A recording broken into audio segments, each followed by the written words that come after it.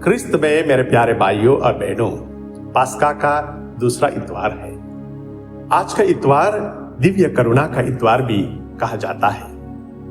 जी हाँ प्यारे भाइयों और बहनों, आज के सुसमाचार में हम लोग पढ़ते हैं प्रभु यीशु अपने शिष्यों पर फूंक कर कहते हैं, पवित्र आत्मा को ग्रहण करो।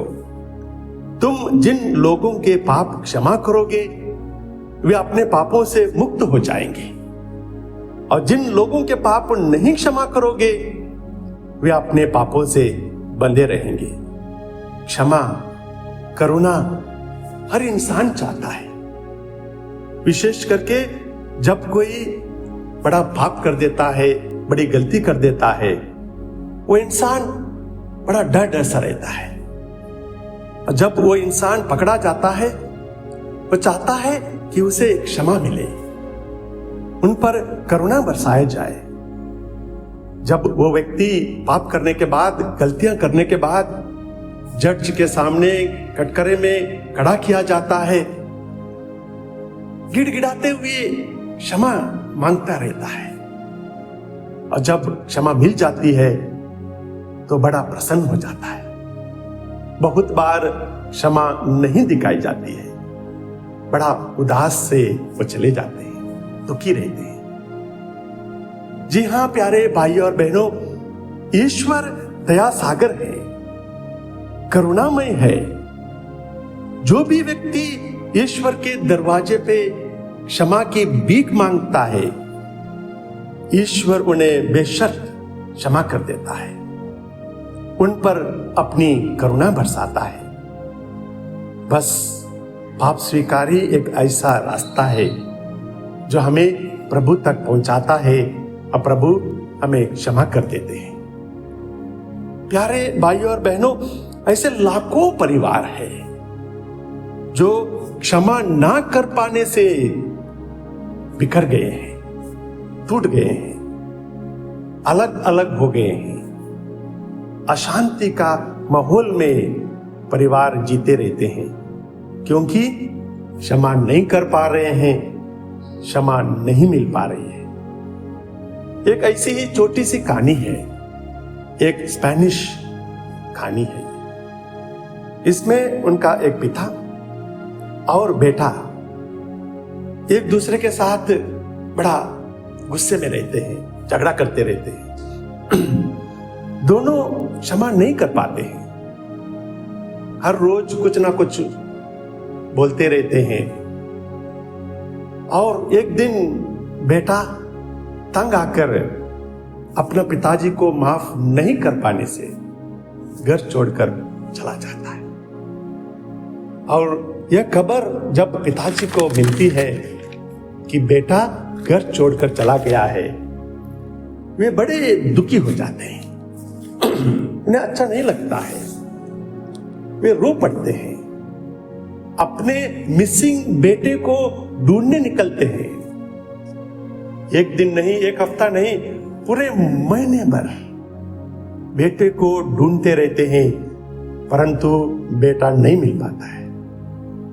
जब बेटा नहीं मिलता है तब पिताजी बेटे का मिसिंग एड एक न्यूज़पेपर में छपवाते हैं।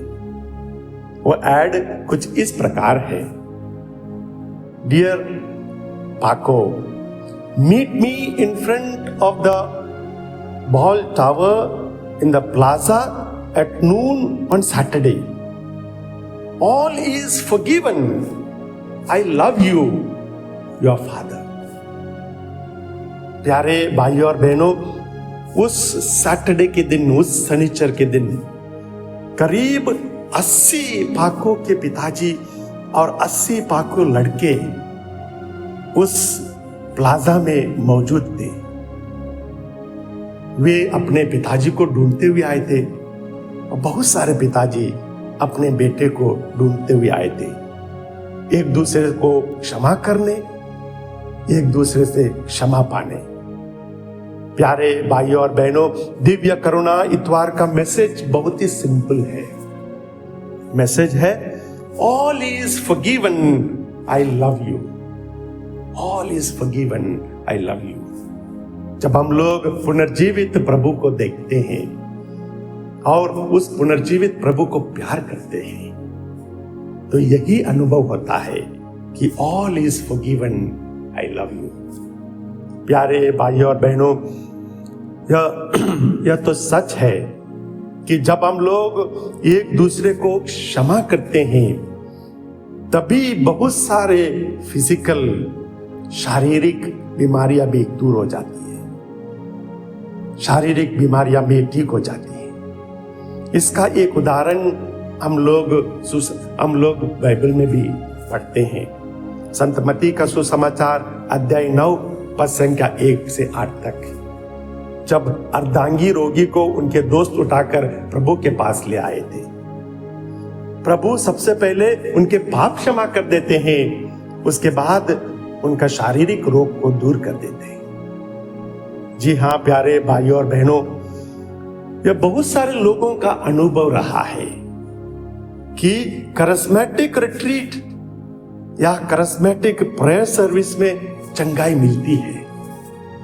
जब हम लोग पुनर्जीवित प्रभु पर पूरा विश्वास करते हैं और अपने आप को उनके चरणों तले समर्पित करते हैं, पवित्र आत्मा हम लोगों पर उतर आता है और पवित्र आत्मा से बल पाकर हम लोग चंगाई पाते हैं।